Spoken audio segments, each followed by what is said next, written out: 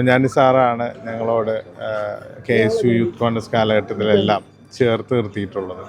വലിയ പിന്തുണ നൽകിയിട്ടുള്ളതാണ് സാറ് കാണിച്ചു തന്ന പാതയിലൂടെ നടക്കുകയാണ്.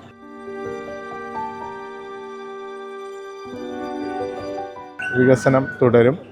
അതോടൊപ്പം തന്നെ ജനങ്ങൾ ആഗ്രഹിക്കുന്ന രീതിയിൽ ജനങ്ങളോട് ചേർന്ന് നിന്ന് പ്രവർത്തിക്കും.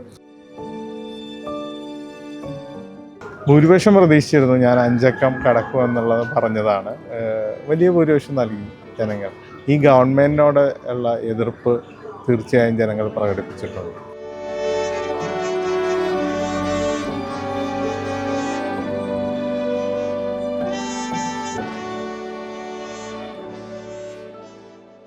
നമസ്കാരം. തൃപ്പൂണിത്തറയുടെ നിയുക്ത MLA ദീപക് ജോയി കോട്ടയം പുതുപ്പള്ളിയിൽ ഉമ്മൻചാണ്ടി അന്ത്യവിശ്രമം കൊള്ളുന്ന കബറിടത്തിൽ എത്തി അദ്ദേഹം നന്ദി പറയുന്നതിനായാണ് ഇവിടെ എത്തിച്ചേർന്നത്. ഉജ്ജ്വല വിജയമാണ് ഇത്തവണത്തെ തെരഞ്ഞെടുപ്പിൽ ദീപക് ജോയി നേടിയത്. 18,468 വോട്ടുകളുടെ ഭൂരിപക്ഷം നേടിയാണ് ദീപക് ജോയി വിജയിച്ചത്. അതിനുശേഷം അദ്ദേഹം ആദ്യം നന്ദി പറയുന്നതിനായി എത്തുന്നത് പുതുപ്പള്ളി പള്ളിയിലെ ഉമ്മൻചാണ്ടിയുടെ കബറിടത്തിലാണ്. അദ്ദേഹത്തിൻ്റെ വാക്കുകൾ കേൾക്കാം. തൃപ്പൂണിത്തറയിൽ തിളക്കമാർന്ന വിജയമാണ് നേടിയത്. ഇപ്പോൾ ശ്രീ ഉമ്മൻചാണ്ടി സാറ് അന്ത്യവിശ്രമം കൊള്ളുന്ന കബറിടത്തിൽ വരികയും ചെയ്തിട്ടുണ്ട്. താങ്കൾക്ക് എന്താണ് പറയുന്നത്? തൃപ്പൂണിത്തറയിലെ ജനങ്ങൾ നൽകിയ വിജയത്തിന് നന്ദി പറയുകയാണ്. ഉമ്മൻചാണ്ടി സാറാണ് ഞങ്ങളോട് KSU യൂത്ത് കോൺഗ്രസ് കാലഘട്ടത്തിലെല്ലാം ചേർത്ത് നിർത്തിയിട്ടുള്ളത്. വലിയ പിന്തുണ നൽകിയിട്ടുള്ളതാണ് സാറ് കാണിച്ചു തന്ന പാതയിലൂടെ നടക്കുകയാണ്. ജനങ്ങളോട് ചേർന്ന് നിന്ന് പ്രവർത്തിക്കുക,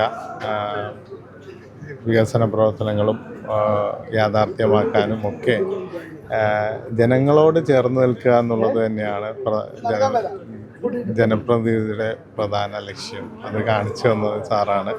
ചിട്ടയായ പ്രവർത്തനങ്ങളാണ് K ബാബുവിൻ്റെ നേതൃത്വത്തിൽ തൃപ്പൂണിത്തറയിൽ നടന്നത്. അച്ചടക്കമുള്ള പ്രവർത്തനം.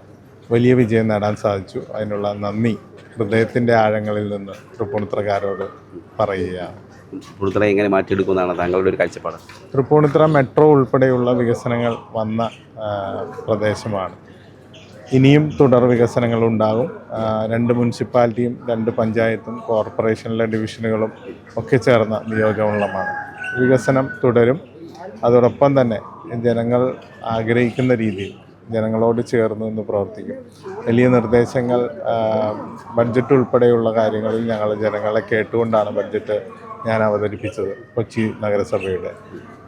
അതുപോലെ തന്നെ ജനങ്ങളിൽ നിന്ന് കേട്ട് ജനങ്ങളുടെ ആവശ്യം അനുസരിച്ച് പ്രവർത്തിക്കുക എന്നുള്ളതാണ്. പ്രചരണ ഘട്ടങ്ങളിലൊക്കെ വലിയ വെല്ലുവിളികൾ നേരിടേണ്ടി വന്നിട്ടുണ്ടോ?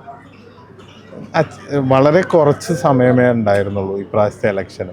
അപ്പോൾ പൂർണ്ണമായും ആ സമയം പരമാവധി വിനിയോഗിക്കുക എന്നുള്ളതാണ്. അത് ചിട്ടയായ പ്രവർത്തനങ്ങളിലൂടെ സാധിച്ചിട്ടുണ്ട്.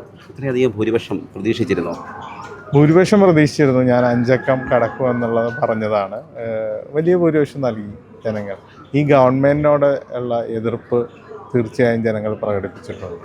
കഴിഞ്ഞ 10 വർഷക്കാലത്തെ ദുർഭരണമാണ് കേരളത്തിലുണ്ടായിരുന്നത്. അത് ജനങ്ങൾ തന്നെ തൂത്തെറിഞ്ഞിട്ടുണ്ട്.